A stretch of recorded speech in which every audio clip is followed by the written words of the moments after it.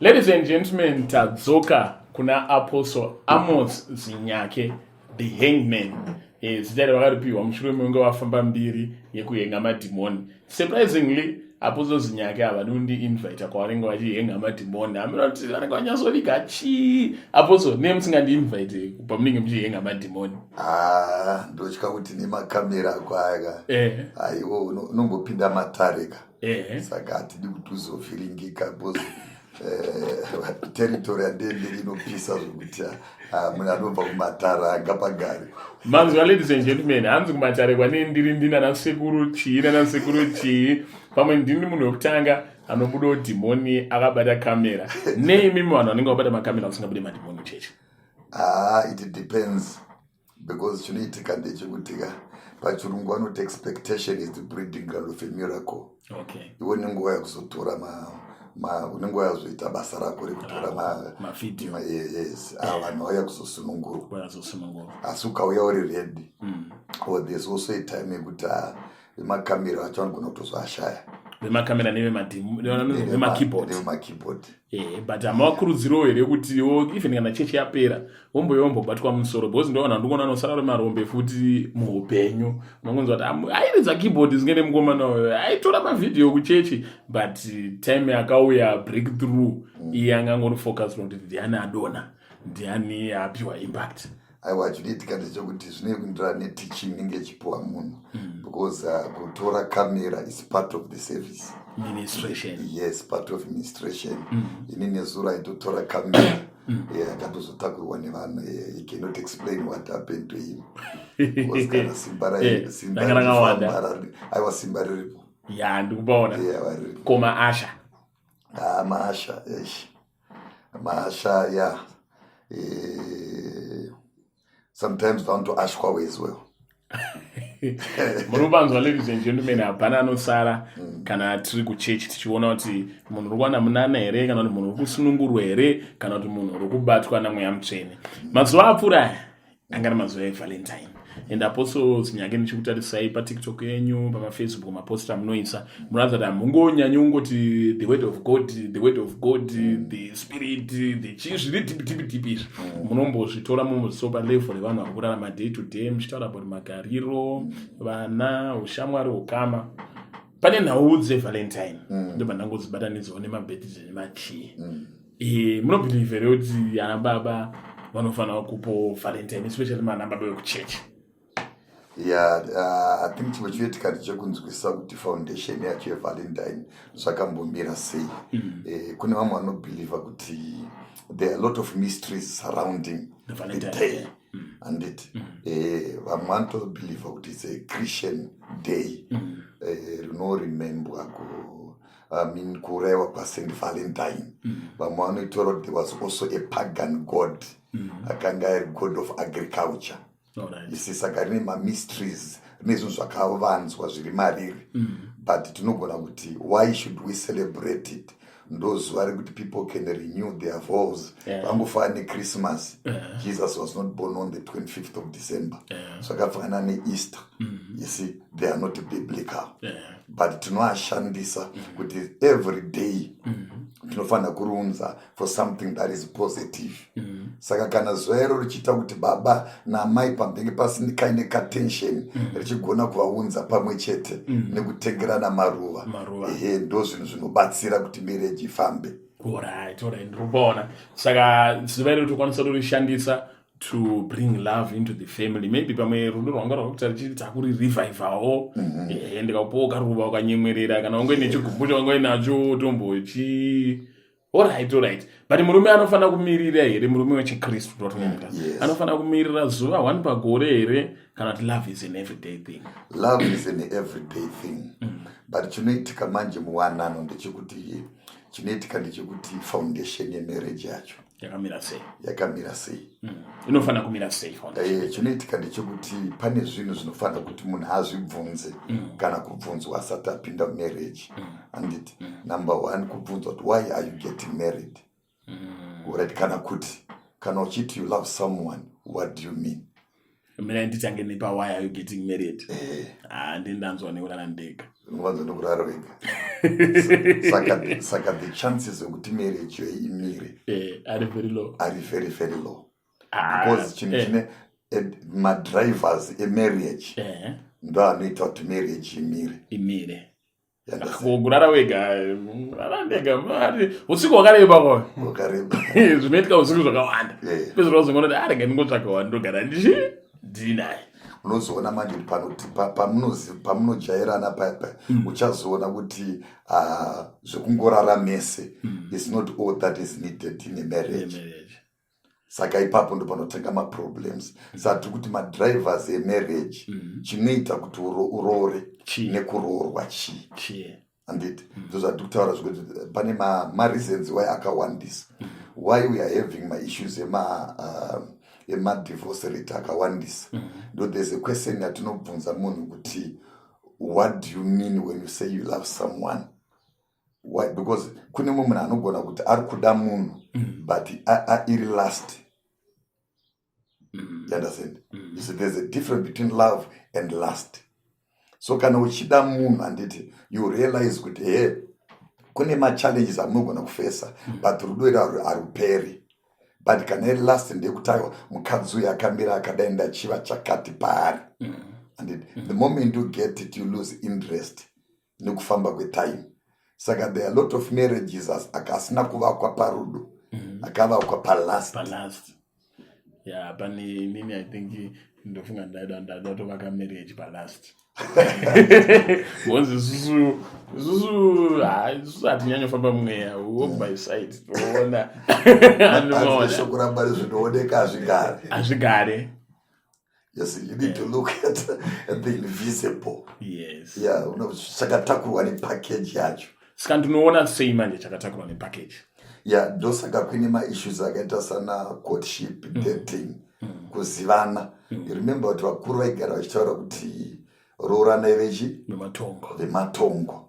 That means unotoziva kuti munhu handiri kutora unhu wake wakadai ndiri kutora panhingi pamba unhu hwavo hwakadai vakadai. Saka chinobatsira manje ndechekuti pane issue yekuti also you can love someone but you are not compatible. Ampindirani.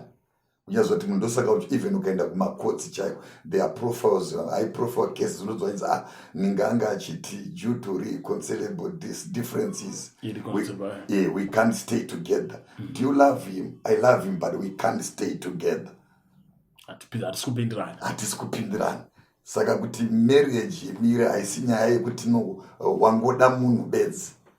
Pane zvinhu zvakawanda zvatinoita look at foundation yemunhu yatinoti background mapping yekumepa munhu like kuti apo we are talking about specifically Christians kuti kana mwana achibva mune a Christian home anozoenda here kusiri a Christian home. What are the challenges? What are the dangers? Wanako mukomana wako mwana wasekuru chitima vanoshopera woti ndinomuda mukomana akadaro but ini ndiri mwana waapostori nyake marriage yoyo haimire. Because paunozoenda ukazonochengeteswa mazizi manje iwo tori nefobia yenyoka chaidzo atiti uzonzaiwa masikati unofanira kupa nyoka chikafu nemanheru pane rumu iyo yaunopinda uchinopa chikafu. Saka pane zvinhu zvakawanda zvimwe zvinogonaita kunge zvisinga make sense kana vanhu rudo chinzi ruri kupisa kana vanhu vawirirana. But it is important to make my background checks kuti mwangu ndamuda hangu asi will you be able to manage. Kuna wamwe anoti as long as I love you it's okay. Inyaya dzekutaura nekuti munenge muchinakirwa. Yes. Pamunozosangana nema-challenges tokupa example tine macases ekuti mukadzi anozonzi arwarisa yemakambie muchiti hatidi vanhu ndona wanzi akuda kumboendeswa kuhama dzake dzimbonoita sei dzimbonomuchengeta. Saka there's no way you can say tinongodanana tiri two chete. You are not living in a vacuum. Saka there are many issues that we look at when we want to build solid relationships. Alright, ndapaona. Saka ipapa takudzoka panhau dzekuti murudo imomo zvinoperera here musi watati I do rudo ndarirambe tichisurprisana, rudo ngatirambe tichiitawo kana maanniversary ekucelebrata nguva yedu, ndichimboyo ndakabatwawo zvinhu zvisingaonekwe nevana mumba zviri nguva yozopiwa amai, voita sei vofara. Varume mazano tinenge tane chinenge chaiti mukadzi anofanira kungondiwoshipa kuti nini my lord achingondigira sezvandipfugamira, but nini hapano ndinomboyo ndomboratidza kuti rudo rwangu ruri pauri. Yeah, no, I think kuti zvazvinoita ndezvekuti maanniversary akanaka kuti mei muchiita renew muchiedza kubatsirana is not bad, but the most important thing ndechekuziva munhu wako. Handiti uchaziva munhu wako. Mumwe murume hadi masurprise, handiti kune varume vasingadi mabhoso. Ndozvavo but varume vanovengerei mabhoso? I can't say kuti vanoavengerei, but it's a trend that I've discovered kuti no, pane zvimwe zvinhu zvokuti mumwe munhu haangozvigamuchiri. Zvakafanira tokupa example yekuti mumwe munhu chaiga is like a rural boy, munhu akatokurira kumusha, kwekuti mwana anaitodzidziswa kupfugama, is an African man. And akatosiyana nomumwe akatokurowa achitoningirikira. Iyo mukadzi pauri kuda maruva, iye ari kutoona matemba ekuti vana vaite sei vana vadye. Pauri kuda maruva, iye ari kutoona kuti ndikatenga cabbage tinogona kupusha kusvika mangwana. Saka it's a matter ekuti no, zvese zvatoita zvemaanniversary zvemaruva izvi unofanira kustadha munhu wako kuti wako anofarirei. Zvafanana neni handifariri kuti kana uchindiisira raisi unoisa raisi unge sadza kuita kachuru apa supu obva waisa pasaidi. Ndotanga kudya ndichiseva raisi kuti raisi ndichitsvaga kuti supu that raisi ridai zvandakakurendirwa nambuya wangu, supu yodiridzwa pamusoro peraisi. Andimona supu izvo zvakadza chakunobika supu, wabika imwe supu inoita nge aveno ine madomasi aya anenge akamonana ndeyatoda iyoyo. Let me give an interesting story of a friend that I know. Angogara achiudza mukadzi wake kuti pamunondibikirawo ndibikirewo chizvinhu zvine supu. Ndofarira zvine supu ngeimini. Murume wongofurahi. Adzimai ndodo zvinhu zvine supu.